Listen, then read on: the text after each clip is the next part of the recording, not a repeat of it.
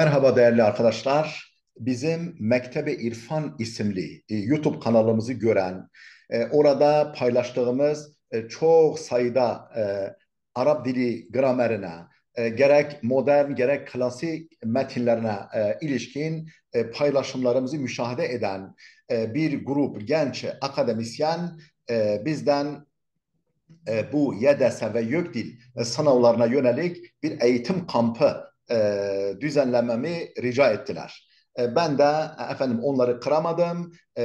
Onların ön ayak olacakları böyle bir kampa katkı yapabileceğimi belirttim.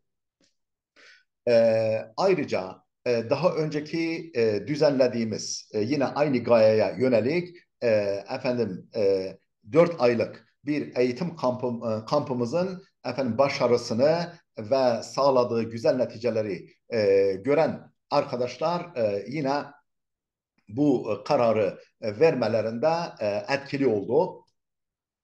Bu kampımızda YDS ve YÖKDİL sınavlarına yönelik bu eğitim kampımızda takip edeceğimiz yol haritası ekranda görülmektedir.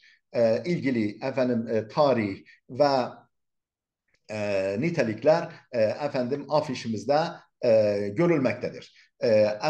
Kısaca bir de ben bunları özetleyerek takdim etmek istiyorum.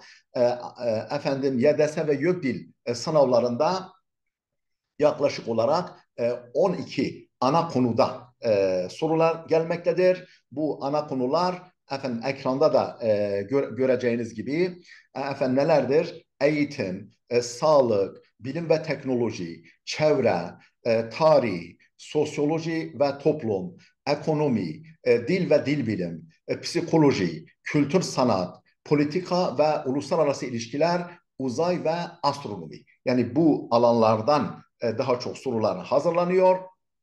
Biz bu alanları tespit ettik. Her bir alanla ilgili Arap medyasından en güncel, en faydalı ve en seviyeli, kaliteli birer metin seçtik. Bu metinleri ekrana yansıtarak tercüme edeceğiz. Daha sonra bu metnin doğru anlaşılıp anlaşılmadığını test etmek için beşer test sorusu hazırlayacağız. Çoktan seçmeli, 5 şıklı. Bunu yaparken aynı zamanda soru çözmedeki tekniklere ve taktiklere dikkat çekeceğiz. Ayrıca YDS ve YÖKDİL sınavlarında çıkan soru grupları var. O soru gruplarından her birisi için birkaç soru metinden çıkaracağız ve o yine çoktan seçmeli ve o soruları cevaplandırırken ait bulunduğu soru grupları ile ilgili teknik ve taktikleri hem belleteceğiz hem de bilenler için yeniden hatırlatacağız. Yine bu metne dayalı bir güzel sözlük, bir mini sözlük oluşturacağız. Metinde işte bilinmesi gereken, biraz anlaşılması zor kelimelerden oluşan bu kelimelerin manalarını verip ondan sonra eş anlamlılarını, Arapçadaki eş anlamlılarını ve zıt anlamlılarını da takdim edeceğiz. Ayrıca deyimler, kalıp ifadelere dikkat çekeceğiz. Harf-i cerri fiiller, edatlar ve bağlamdaki anlamlarına dikkat çekeceğiz. Böylece bütün bu parçalar işleninceye kadar bu alanlarda iyice bir meleke sahibi olunacak. Ayrıca bu her bir metin üzerinde tüm gramer incelikleri hatırlatılacak, dikkat çekilecek. E, Ayrıca değerli dostlar, daha önce çıkmış olan YDS ve YÖKDİL soruları üzerinde alıştırmalar yapılacak. Bol miktarda alıştırmalar yapılacak.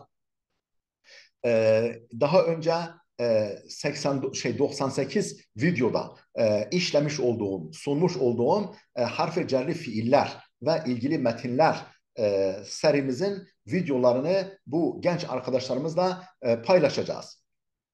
Yine efendim önceki kursumuzda işlediğimiz metin analizleri ve efendim soru çözme örnekleri de gerektiği ölçüde yine bu kardeşlerimizle, arkadaşlarımızla paylaşacağız. Bu şekilde konudan, bu etkinlikten sizi haberdar etmek istedim. İlgili tarih, efendim iletişim WhatsApp numarası ekranda görülmektedir. Bütün genç kardeşlerimizi, akademisyen kardeşlerimizi, bu konuda başarılı olmak isteyenleri efendim bu eğitim kampımıza davet ediyorum.